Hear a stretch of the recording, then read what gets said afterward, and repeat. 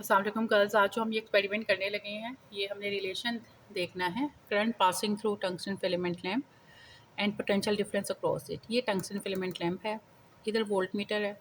Volt meter parallel में लगा होता है इस बल्ब के, जैसे कि इस फिगर में भी आप देख सकते हैं। वोल्ट मीटर वो पोटेंशियल बेसिकली मैयर कर रहा है जो कि हमारे बल्ब के अक्रॉस में है, और यहाँ पे जो गुजरने वाला करंट है उसको भी हम देखेंगे कि करंट पे आके क्या फ़र्क पड़ता है। अब यहाँ पे जो मेरे पास वोल्ट मीटर है, इसमें हमें ग्रेजुएशंस किस तरीके से मेंशन है कि 5 लाइंस के बाद 2.5 लिखा हुआ है। तो अगर 5 लाइंस के बाद 2.5 लिखा हो तो एक लाइन की वैल्यू 0.5 होगी। इसी तरीके से एमीटर में आप देखें 5 लाइंस के बाद 0.5 लिखा हुआ है, तो एक लाइन की वैल्यू 0.1 होगी। ठीक है, अब हमने रीडिंग किस तरीके से लेनी है, हमने इसको करंट की वैल्यू को जो हमारे कोरस्पॉन्डिंग पोटेंशियल है जो हम प्रोवाइड करें वो हम इंक्रीज़ करते जाएंगे। ये ग्लो होता जा रहा है।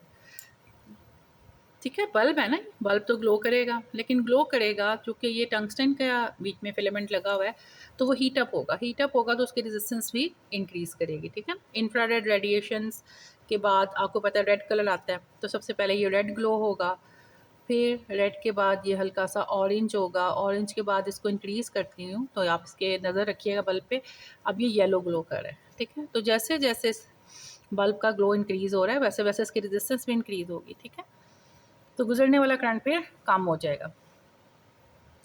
अच्छा, अब यहाँ पर मैंने जो है वो अपनी volt meter reading note down करनी है और कॉरस्पॉन्डिंग करंट की रीडिंग देखनी है। ये मेरे वोल्ट मीटर रीडिंग है।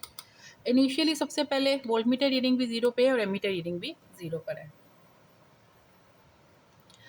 अच्छा जी, अब हम जो है ये क्या करेंगे, यहाँ पे वोल्ट मीटर रीडिंग हम फिक्स करेंगे और कोरस्पॉन्डिंग करंट की वैल्यू नोट डाउन करेंगे। जो वोल्ट मीटर रीडिंग है ये जो लिखी हुई है हम यही डिसाइड कर लेते हैं 2.5, 5, 7.5, 10, 12.5 और 15। तो ये नॉब है, इस नॉब से मैंने घुमाया। सबसे पहले देखें 0 0 रीडिंग, ये मैंने दोनों लिख ली हैं। इस नॉब को घुमा के मैं वोल्ट मीटर रीडिंग को सेट करी 2.5 पर। ये देखें, ये 2.5 पे सेट होगी। अब ये 2.5 पे सेट होगी है तो कोरस्पॉन्डिंग मैंने करंट की वैल्यू देखनी है। कोरस्पॉन्डिंग मैंने करंट की वैल्यू देखी तो ये मेरी जो है वो 0.5 यानी 5वीं लाइन पर आ रही है, तो 0.5 तकरीबन बन रहा है। तो ये 0.5 से अगर थोड़ी सी आगे लग रही है तो हम इसको 0.55 ले सकते हैं। तो मेरी 2.5 वोल्ट मीटर रीडिंग है, इसके कोरस्पॉन्डिंग जो मेरी करंट की वैल्यू है 0.55 मैंने यहाँ पे मेंशन कर दी। नेक्स्ट मैं 5 पे लेके जाने लगी हूँ अपनी नीडल को। ये मैं 5 पे ले गई, 5 पे आ गई तो यहाँ पे रीडिंग क्या होगी 0.8 और 0.9 के बीच में, यानी 5 के बाद जो थर्ड लाइन है और उसके बाद जो फोर्थ लाइन है उसके बीच में है। तो 5 के बाद 3 क्या होगा, 3 लाइन्स ऐड करें, 0.8 और 0.9 के बीच में आ गया ना, तो क्या हो गया 0.85 सॉरी। तो मैंने यहाँ पे 5 के सामने 0.85 मेंशन किया हुआ है। नेक्स्ट अब मैं 7.5 पे लेके जाऊँगी। ये 7.5 पे ले गए और ये तकरीबन 1 के बाद जो नेक्स्ट लाइन है ये उससे थोड़ा सा पीछे है। ठीक है, ये एग्जैक्ट 7.5 पे भी मैंने रखी हुई है, तो ये एग्जैक्ट 1 लाइन पे नहीं है, पहली लाइन जो 1 के बाद पहली लाइन है और 1 के बीच में है, तो ये बन गया 1.05। तो ये 7.5 पे जो मेरी रीडिंग आई वो 1.05 आई। नेक्स्ट मैं रीडिंग 10 पे ले रही हूँ। साथ ये देखें बल्ब भी ग्लो होना शुरू हो गया। नेक्स्ट मैं इसको वोल्ट मीटर रीडिंग 10 पे ले गई। 10 के बाद जो मेरी यहाँ पे रीडिंग बन रही है वो 1 के बाद 3 लाइन है, आपको नज़र आ रहा है 1 के बाद ये तीसरी लाइन, तो ये 1.3 होगी। तो मैंने यहाँ पे 1.3 लिख दिया, 10 के सामने 1.3, फिर 12.5। अच्छा, अब ये एग्जैक्ट 12.5 पे है, तो 12.5 पे मेरे पास 1.5 के बाद नेक्स्ट लाइन नज़र आ रही है जिसके ऊपर नीडल मेरी है, तो 1.5 के बाद नेक्स्ट लाइन क्या होगी 1.6, तो मैंने यहाँ पे 1.6 ले लिया।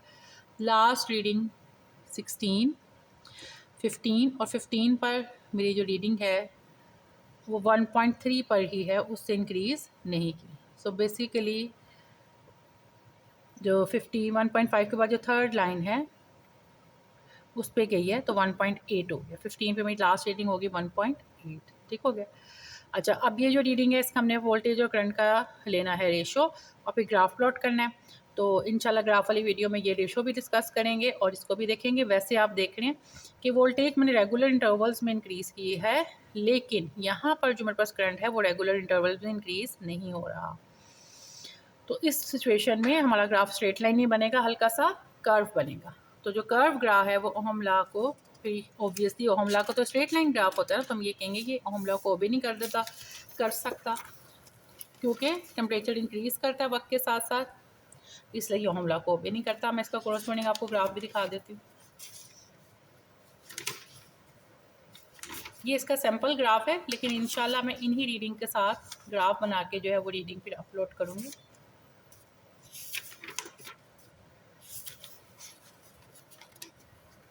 ये जी, ये टंगस्टन फिलामेंट लैम्प का ग्राफ है, ठीक है। रीडिंग्स हमारी थोड़ी सी डिफरेंट है, तो ये है कि जब ये शेप हमारी इंशाल्लाह ऐसे ही आएगी, तो हम कहेंगे graph is not straight line because temperature increases, current passing through tungsten filament lamp does not obey Ohm's law. ये वाला ग्राफ है।